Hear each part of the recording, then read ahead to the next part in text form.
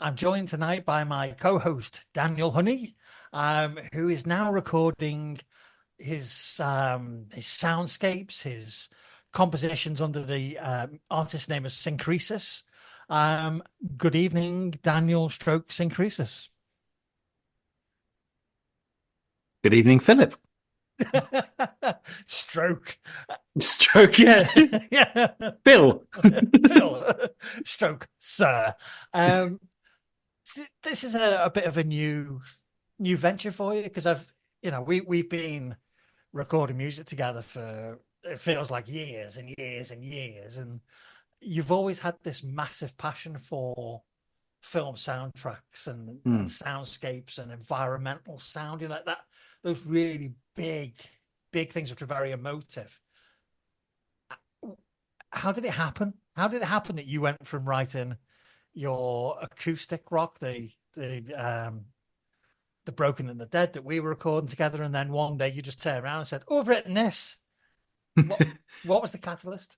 And then I bombarded you with I've written this ever since, Yeah, literally on a daily basis. but what was the catalyst though? Because it was a big sea change for you. We've always talked about film soundtracks and television soundtracks and what they mean to us, but just one day you just about faced and went off in that direction. I think for me, it's probably like a perfect eye of the storm in that everything that we've done and I've done to this point Yeah. served an emotive purpose and a catharsis for me, which Okay. is why I still release under my own name Yeah. occasionally, which you lovingly produce. Yeah. But it's something I've always wanted to do, but I have felt technology hasn't allowed me to do it, All right. Okay. Yeah. because the type of music that I really do love is film music. Yeah.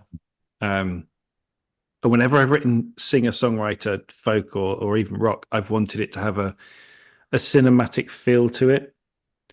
And when I started writing in my early days, I would layer instruments on top to try and give it a going to use the word bombastic sound. So an immense sound. Bombastic sound. Bombastic, yeah. Wow. I shall call you Mr. Bombastic from now on then. Mr. Lover Lover.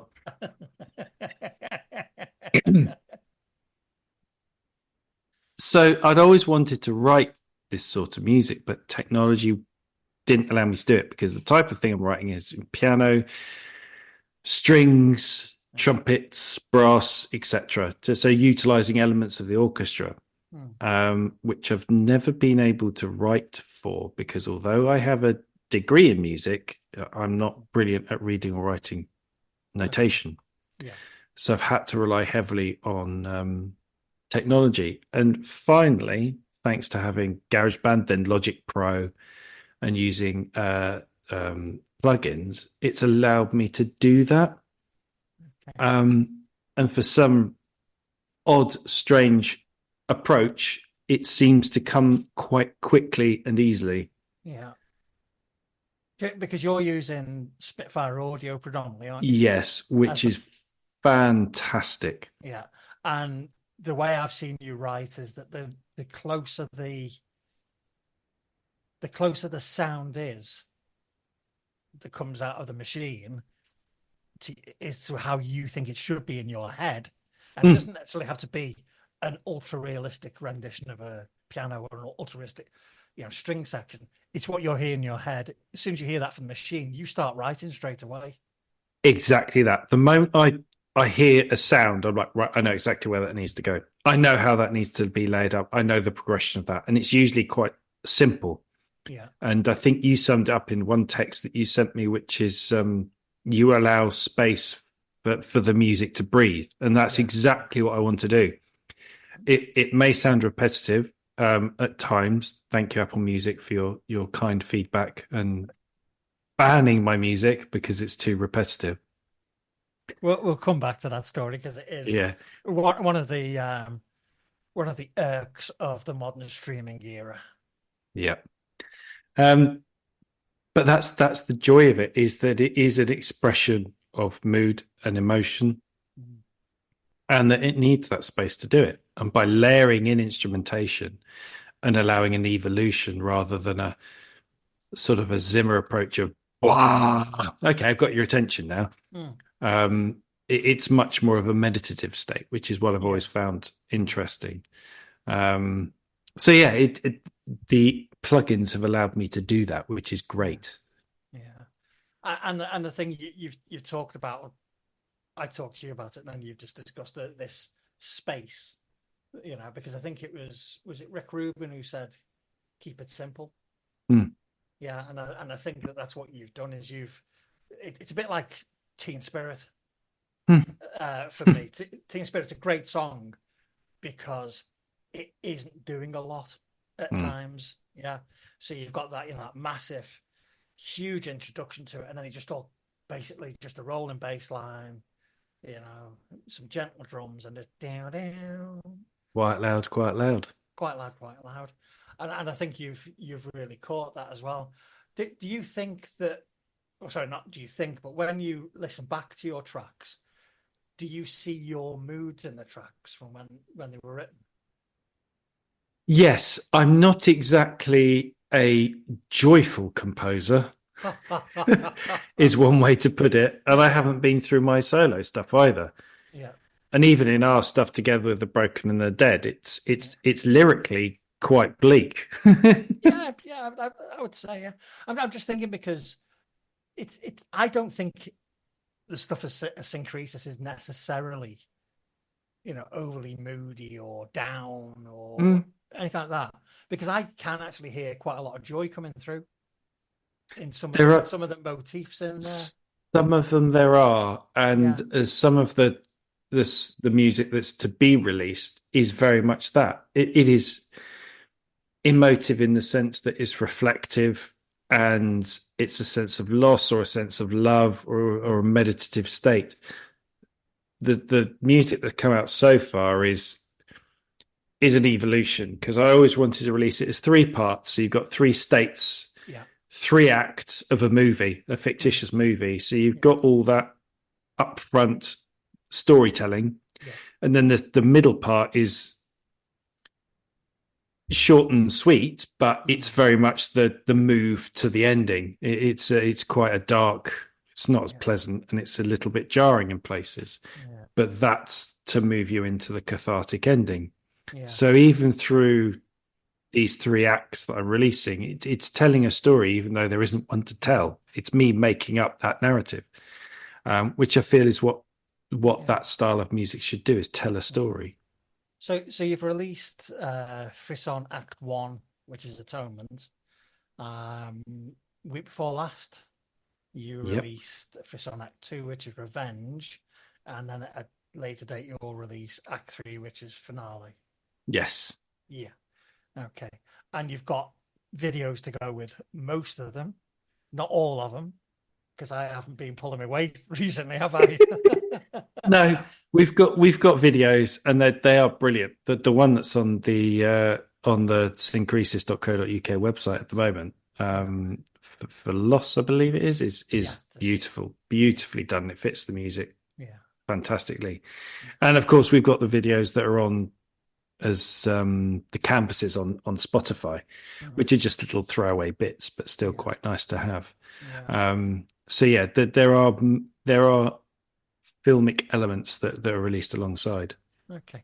So what does, if you think about Synchresis, if you think about this work, what does success look like to you? Very good question. Um, do you know what? I don't know. Success is if people listen to it, please listen to it. If people listen to it, Please link below. if people listen to it and they get something from it, that's a reward enough. I've shared music that's yet to be released with you and with some other close friends, Yeah. and they've all come back just saying that this needs a place. This needs to be heard. Yeah. It definitely taps into people's emotions. Mm. Um, Success to me would be, yeah, if someone picked up, I'd love to compose for film. Mm. Love it because that's been my passion since God knows when. Okay. Um, love that opportunity. So I'll come back to that in a second. What does failure look like to you then? Failure to me is a personal. If I don't like a track and I dismiss it, if I'm working on something and halfway through I think, meh, that to me is a failure because I've not Yeah, been able to evolve that track. Music that's out there, whether it has an audience or doesn't, I don't really care that much. that's okay. It's just something that's nice to do Yeah, as a release. mm, And then I put that music out there. And if other yeah, people cotton onto it, whether it's now or in 20 years, yeah, I don't care.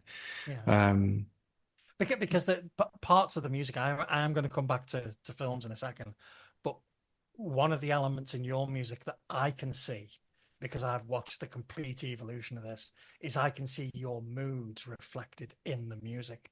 So mm, how you are personally in that time is captured. So these tracks for me on the outside are time capsules of you. very, very good.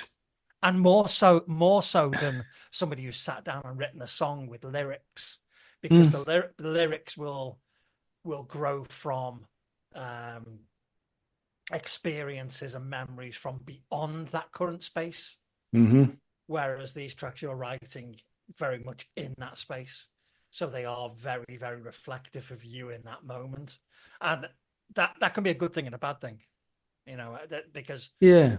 it can be difficult, or I can imagine it might be difficult for you to listen back to some of them because you can go, oh, that was the day that happened.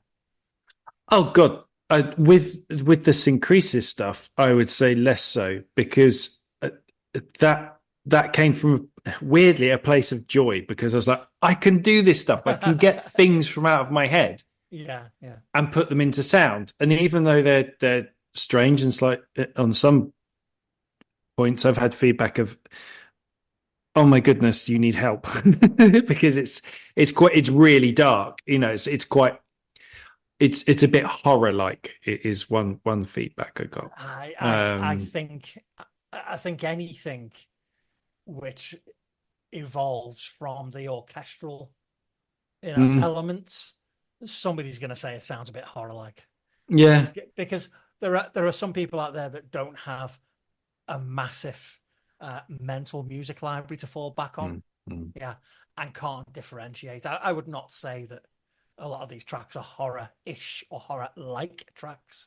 I wouldn't. There are elements to it with the sort of slide up of strings and Yeah. on occasion the horns with the timpanis. That there Oh, is that element of seven yeah, to it. I'm not going to shy away from that.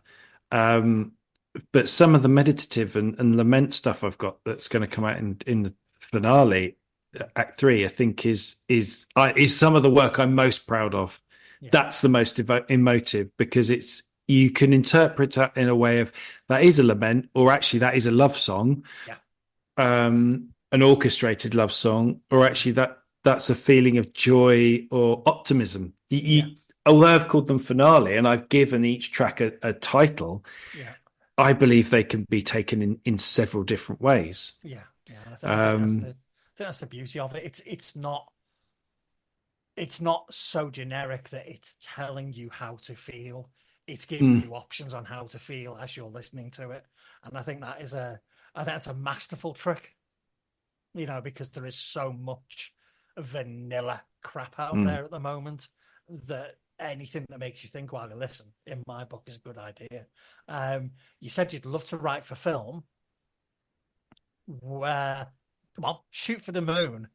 Who do you want to write for? So if somebody said you can write a soundtrack for so and so's next film, which director would you pick? Oh, that is really difficult. I love Fincher's stuff, but he's got Trent Reznor and Atticus Ross sewn up. Yeah. But He I has, but that doesn't necessarily mean they're the best pairing. no, but I think for the stuff he's doing at the moment, I think they are a good pairing. Oh But yeah, for looking at sort of the late 90s, early noughties, that yeah, sort of era would be great to have a challenge for. yeah, Um, one composer I look up to is she won the Oscar for Joker, and I think the music for that is echoed a little bit in what I write. But if you listen to the piece Bathroom Scene, Yeah. my God, that's incredible. Yeah. And that's where that Not a dance, lot happens. where the dance comes out of him, isn't it? You know, that Yeah, those swan-like movements. but not a lot happens in the music. Yeah. But a lot happens in the music. Yeah. It's just perfection. It's just fantastic. So yeah, that sort of I think I'd be well attuned with something psychological. Okay. I would, listening to your music and the style of visuals it requires, I Hmm. would team you up with Alex Garland, the guy that did Civil War. Yes, please. Do you know what? Actually, I was watching Civil War and I thought the soundtrack was fantastic. And then I sat there thinking, I'd love to have a stab at this. Yeah. I'd love to have a go at this film. Yeah. Yeah. I think somebody like Garland, I think you're right. Fincher is too embedded Mm. with Resner and Ross now. I think they're almost simpatico. It's almost like, what's the film about? Oh, we don't even need to see it. We'll go and write it, Yeah. and they'll come back and it's done. But I think if you were to work with somebody who is a master of the scene, the shot, Garland is one of those directors. I think your music would fit in nicely with that. I think that's why I probably picked up on it when I was watching Civil War at the weekend. Was that visually that's why I got so excited by that film is visually cinematography. It's absolutely Oh, it's off the beautiful. scale. It's off the scale. But that is the type of film to compose for because it's slow paced. Yeah. For a film like that, there's no fast shots or anything. Nope. And it's slowed up by still photography, Yeah. which is beautifully done. Yeah. And I think that pace is just perfect. Ooh, perfect to write for. Yeah. No, I would agree. I would agree. So once we've got Friss on Act 3 out of the way, then where is Synchresis going to go from there? Because these 3 acts were born by your sudden burst of, hey, I can do it.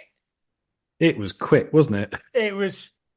It was a track a day at one point. it felt like a track every 5 minutes with the way my texts were going, but it really was quick. And where are you going to take it from there? Because obviously you can't maintain that pace. Okay, well, I'd be surprised if you could, because most people can't. You're obviously going to stay in the soundtrack arena, or are you? What's next? What direction? What product? I don't know. I'm sat on one song for Synchresis, which you've brilliantly done a video for. What do we do now? Oh, right. Yeah, I was going to say which one. What do we do now? Which is a departure from what's been released. It is. Because it's got drums in it. It's more ambient synth. Yeah. It's more of a track than it is a filmic piece. So yeah, I would like to put that out and just see how that goes. Yeah, I think that's a really good shout, because I think that's a really, really strong track, or song, whatever you want to call it. I would definitely support that. I actually can't remember the video. I've done that many videos for you. Isn't that kind of like a sad thing where you can't remember which one it is? I'm just going to the space one. Oh yeah, jeez, that's brilliant. Oh yeah, that was the first one you did, because that actually was the first Synchresis song I did. It was, and it's going to be the last thing I release. Not ever, but yeah, I'm just looking at it now. I'm actually sat on quite a few meditative piano string pieces. Yeah. And I've sat on those for a while. I've put them to the side because now I've started to go back to my solo singer-songwriter stuff, which we've released. It's over, finally. It's been a year, I've realised, since that was written. We'll come to that, don't worry. I wasn't going to let you go. No, I know. But I've got some other pieces that I'm sitting on from way back that thanks to your guidance with Logic, I've been sort of stripping apart and remixing. So there's bits and pieces I'd like to release on my as my own name. Yeah. Just purely because there's such a massive hoard of music that I've never released. Yeah, yeah. And I And think that the thing with streaming now is if we go back 20 years, 30 years, 40 years, 50 years, with it before streaming, you actually had to release it physically, yeah, which was a hugely expensive endeavor. Um, but streaming, you can get it out there reasonably cheaply. I pay an annual subscription to Ditto Music, Yeah. which I hope to now get for free. Um, but yeah, Did you hear that, Ditto? That was a call out.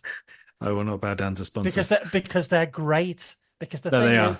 the thing is, all joking aside, if you do use a service and the service works, you should actually shout out for them They are because very good. I've moved from one service to them because I can put out on different names, yeah, and it's one set fee per year, and you can just keep releasing, which is great. Um, Sadly, the royalty take through Ditto is great because you get to keep your own royalties. yeah, The payout from streaming is shocking. that's a whole other episode. That's a whole other podcast, which Yeah, we're not going to touch on now. But we're not my going to. goodness, Yeah, it's shocking. yeah. Spoiler alert: I will earn nothing from all these releases. Well, Nothing. the broken and the dead is somewhere around about 83 pence at the moment, and you think to yourself, "Holy crap!" You don't do this for the money anymore. You do this for the love. Through my own name stuff, I think I'm at £4.83. It's amazing, isn't it? But the thing Synchresis, is, I will earn nothing because I'm not going to reach the play count through Spotify. yeah, And Spotify is by far the leading traffic to my music. yeah, Although I have somebody in Australia who's streaming my solo stuff endlessly. Thank you. But Apple Music doesn't touch anything. shout out to the Australian mental health system. Great job. Yeah. But when I look at what I think TikTok is actually the biggest driver of streams by thousands and thousands and thousands. Yeah. But the monetary return on that is next to nothing. Yeah, yeah. It's like I said, you don't do it for money now. No, you don't do it for money. If you were starting off, say you were a band that was starting off at 17, 18, all of this social media and it would all be integrated into your business plan moving forward. But people that aren't in bands, home recorders, people like me and you and others that we know, we're releasing stuff so that we can say we've released it. Yeah, I'm just happy with that. There was a great post that came out from a band in America who reached the Billboard top 10 or top 20. And they said the current situation is this number is Universal, this number is Warner Brothers. We are the one independent release. We're the one. They set up their own independent label. Yeah. And they said, we reached the Billboard top 10 or top 20. And they said, this is our marketing output. It was $280, something like that. Yeah. Because they just did nothing. Yeah. And it's purely on social media advertising and what have you, and building an audience online. And they're in the Billboard top 10 or 20. I can't remember. I feel bad for saying that. But that's fantastic. And that just shows how much the majors squander on artists. It's ridiculous. Because back in the day when, if we were to be artists back in our day, come with me on a trip, will you? Down memory lane. Is that you would find? Yeah, you'd have to find a proper label or an indie label that would finance everything. They'd chuck money at it. Yeah. There'd be massive marketing, PR, and even to get to that point, you'd have to go through. Oh God, what are they called? A&R people. You'd have to make it so there's gatekeepers at every single level to even making it to get an album released. Which is you just don't have that now. There is no A&R. Social media is A&R. Yeah. Which on the face of it isn't a bad thing because the A&R people are few and far between. Even when it was a real job. There weren't Mm. enough to see all the bands, and some really, really good bands were missed. So the public voting for the bands they want by actually interacting with them or Mm. streaming their music, cutting out A&R is no bad thing. The problem No, is that the streamers, and we're going into another episode, the streamers don't pay you to reflect that. no. And in spot, I know Spotify get a really bad rap, and they do pay less. They're one of the lowest paying, and they've now put this streaming cap, so you have to get above 1,000 plays before you even start to make money. Yeah. But when you look at how much you earn under 1,000 plays, do you know what? I'm not worried about Yeah, that. It's yeah, so small. But what they give you as an artist for promotion, yeah. for the merch store, etc., which they take a cut of merch store, etc. But the amount that they give you for promotion to pitching it to the list building team, I think goes some of the way to counteract that. Yeah. Um, and someone put a very poignant message out the other day, which was Spotify was part of the revolution. Without Spotify, people would still be pirating music and you'd be earning nothing. Spotify came along to fill a gap, to turn it away so that people could earn money. Originally, it was for the majors to earn money because they're some of the biggest funders of Spotify. Yeah. But now they've changed it so the indies can put up there. Do you know what? Paying however much I do to Ditto Music, I don't mind. Mm. It's a small amount. And I think to have that facility now as an artist is amazing. Yeah. I can get it in one push, Yeah. one button press, upload my tracks, artwork, dump, there you go, all Yeah. streaming services, all purchase. So you still can buy digitally buy the music. You don't have to stream it, you can buy it. Yeah. And then as an artist, you have to go up for do it yourself. You have to go into SoundCloud, Bandcamp, the other bits of revenue stream. So I do think from someone that's come from the indie label background from when I was younger, and that was the music industry has always championed the indie labels. The fact you can do it yourself now is huge. This thing is brilliant. Yeah. Okay. So you mentioned in the midst of that you are still releasing under your own name as well. Yes. And my head is inside out on time at the moment because I've had a bit of a weird couple of weeks. So was it last Friday or the Friday before that you released It's Over? Last Friday, It's Over came out, and Synchresis Frisson Act 2 came out. Right. Okay. Same day. Apologies. My No, I know. my brain is not where it should be at the moment. So It's Over. I would describe this as it's a very contemplative song. Yeah. It's a very thought-provoking song in its simplicity. Because we don't know what's over. Yeah. Yeah. I've had messages about, are you all right, mate? The first refrain of when you say it's over, your mind starts to think, is it a relationship? Is it a job? Is it an opportunity? Is it life? What is it? And I think that is a really beautiful layer to this song, that it allows the mind, because it doesn't jar you at any point in the song. It allows your mind to go along with it. And as emotionally charged as that track is, I love it because I feel as though it's going to sound a little bit tree hugging this now, God almighty. But I float with that song. That's the idea. Yeah, but I just float with it. I just sit back and listen to it, and I don't want to say I become one with the music, but it just takes me somewhere else, and I love it. I remember the first time I heard it, I think you were a bit like, oh God, I'm not sure, a bit panicky because it was so emotional. Yeah. And I think the first time I listened to it, I got quite emotional because I knew you weren't in a good place at the time when you were writing it, and I could hear a lot of that in the timbre, in the delivery of your voice. But I just loved it straight away, and I said, Thank you. It's brilliant, it's brilliant. Oh my God, keep it going. And it's the the thing about it is going back to Rick Rubin again. Keep it simple.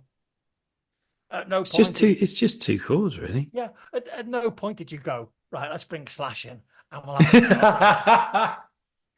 Go stand on the edge of a cliff by a church. Hang on, why? What did Michael Caine have to do with Slash coming into it? I think it was Michael Jagger It was a bad impression of whoever it was supposed to or be. Mick Caine. Mick Caine. Right, Slash, come on, boy. I want you to go and exit the church and stand on the cliff and play your strings. So, as a musician and as a video creator, producer for you, why did you decide to put the lyric video out and not the other one I did for you? Because the other one took hours and hours of work. I can't remember.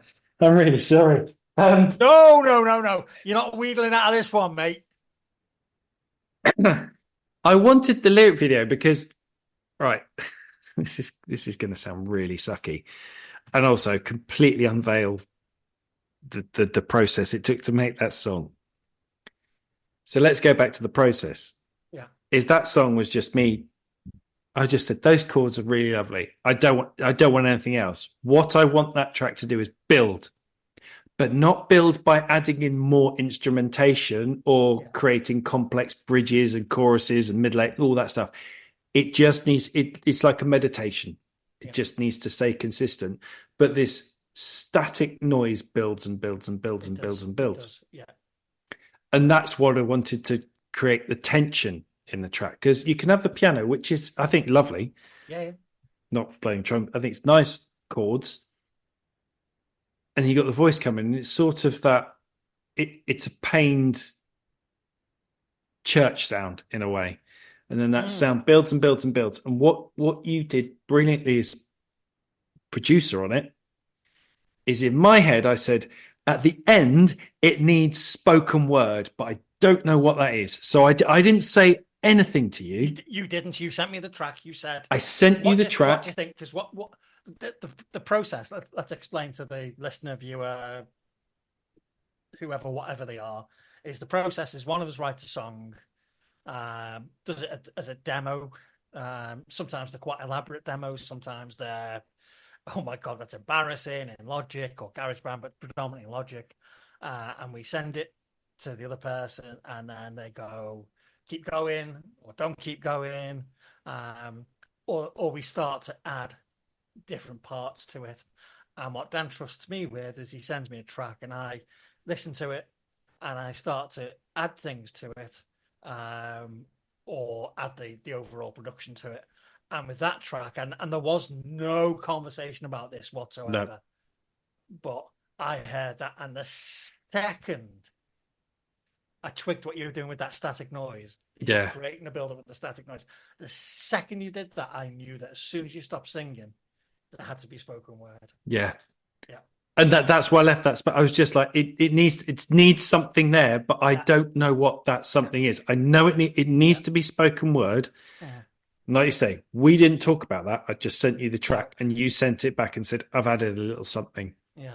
What was your genuine reaction when you first listened to it? Then cried my eyes out. I'm not gonna lie, absolutely bawled. I was with my partner at the time, and I said, "Oh, Phil sent me the track back. I'm just going to listen to it." And I put my headphones in. I listened to it, and I got to the end and just went, "I hate him." I don't know what to do with myself. Were you ugly crying? I was ugly crying. I was fully going, he understands me. That's a little bit too Brokeback Mountain, that, mate. Yeah. You know. He's not quitting me. I wish I could give him up. It was the moment that I just went, that's the first time anyone's got where I needed to be going with something. I was like, that's it. It's done. And that then shows, though, that writing phase that you'd entered into with Synchresis was something which was, and this is definitely going to sound twatty now, and I do apologize, but it was almost a holistic approach to creating music for you because it was Mm. body and mind and soul, and it was all coming out of you. Well, it's a funny yet possibly interesting to the listener story of how I've got to Synchresis.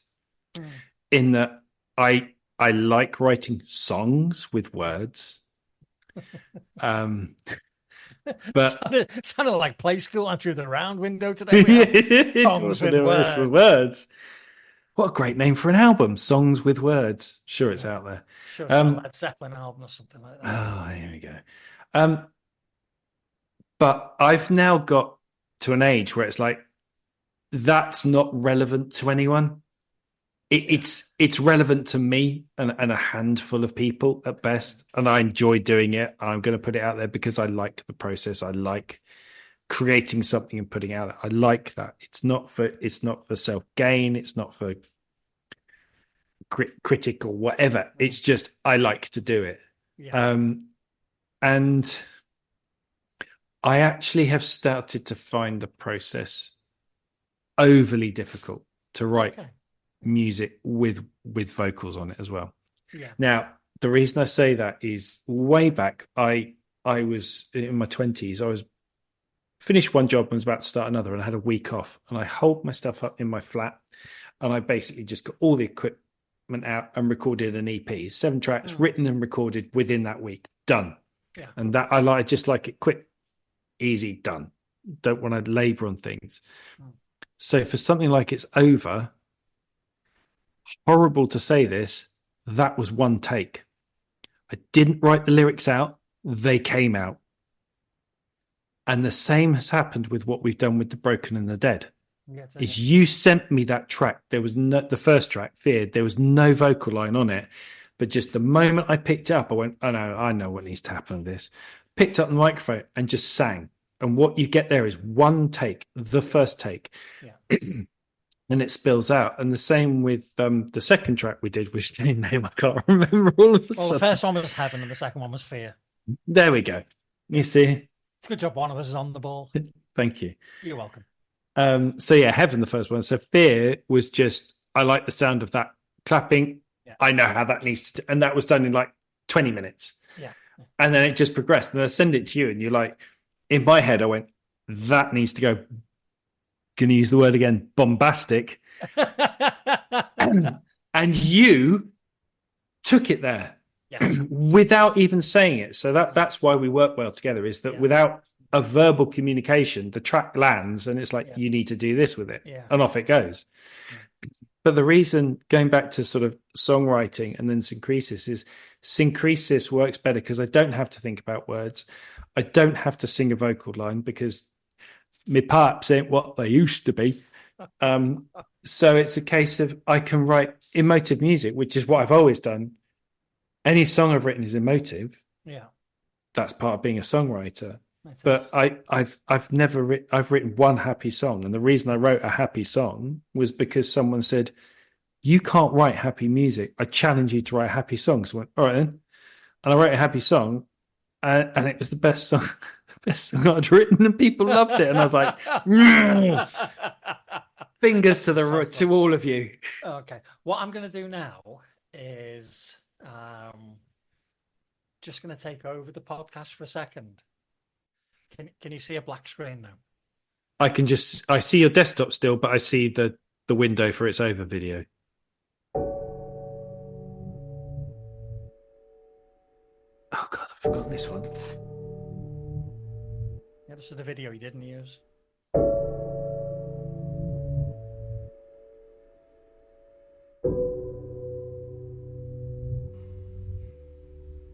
It's okay. I don't listen to myself. So you think it never is, and that you know it's over in your head, and there it is, negative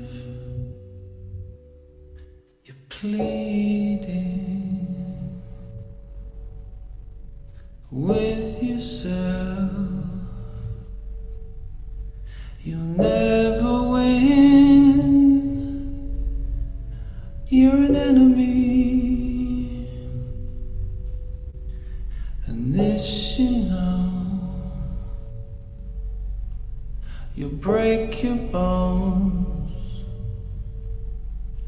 to save yourself eternally. And can't you see just what you are? You're breaking in mentally. It's over. It's over.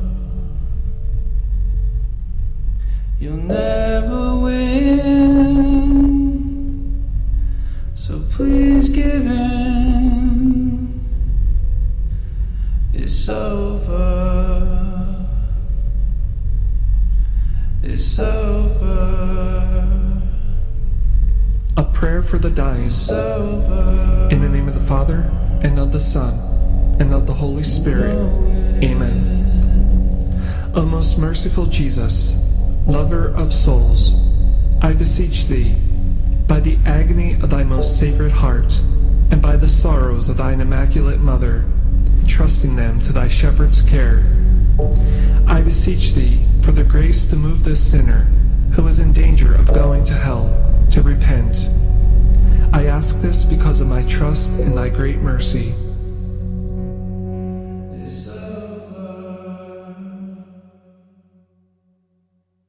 That's one hell of a song, that.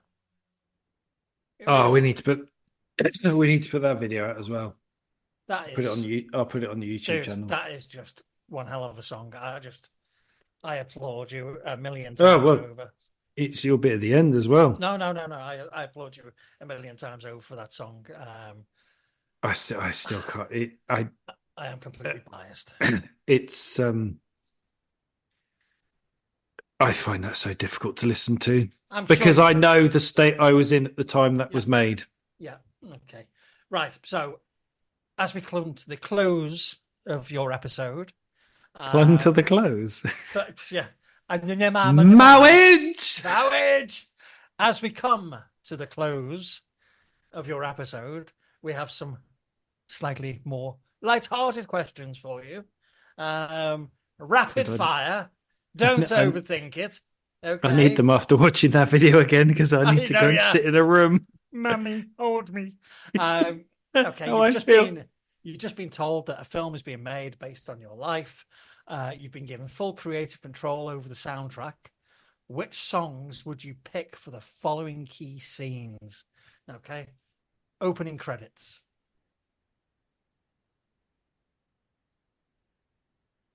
Oh God. I know my ending credits. I don't know what the opening ones would be.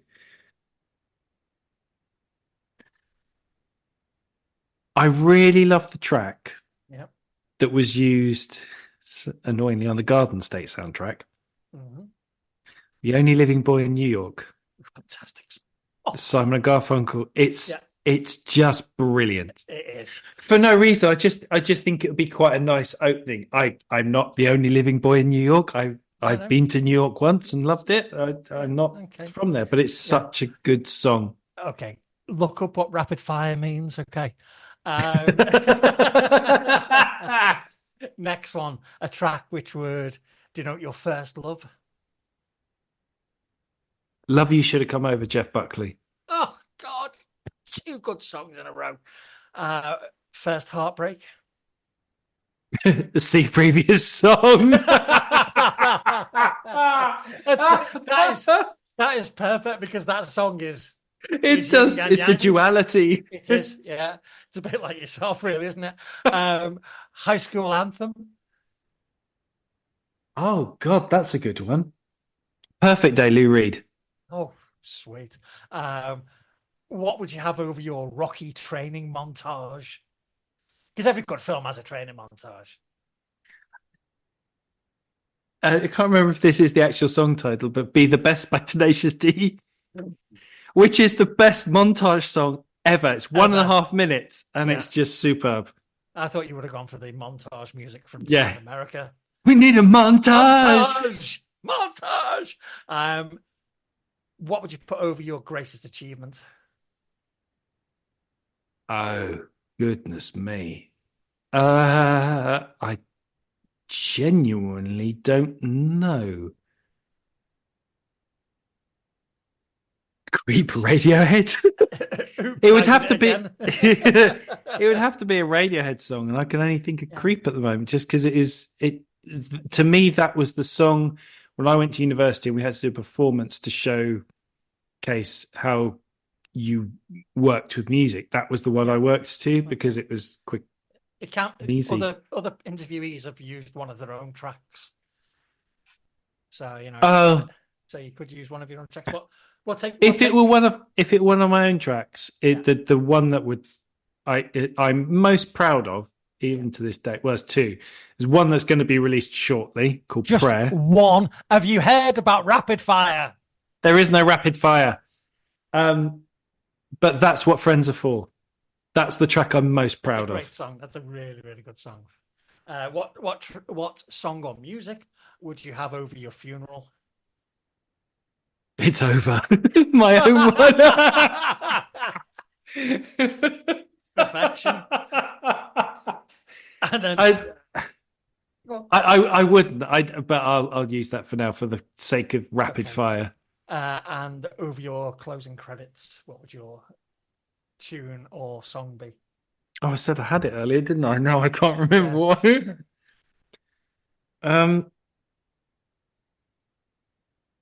Pyramid Song, Radiohead is such a great song. I don't even know if I've ever heard it. Then they're not tuning in that one either. Yeah, I was going to say, what key is it in? E flat. Daniel, Honey. Sorry, I'll say that again because that space made me sound a little bit imposing. A little bit scary. Daniel Honey, also known as Synchresis. Hey, Daniel, Honey. You gave it the Christopher Walken delivery. Providers, Daniel, Honey. Thank you very, very much for coming on Mondo Street. We'll obviously put all your links up on the podcast details. As always, you are an amazing friend as well as an amazing musician. And thank you for putting up with me being a little bit rusty. Because I haven't done an interview for a while. But thank you very much. I've loved every minute. And thank you for being my musical partner in crime.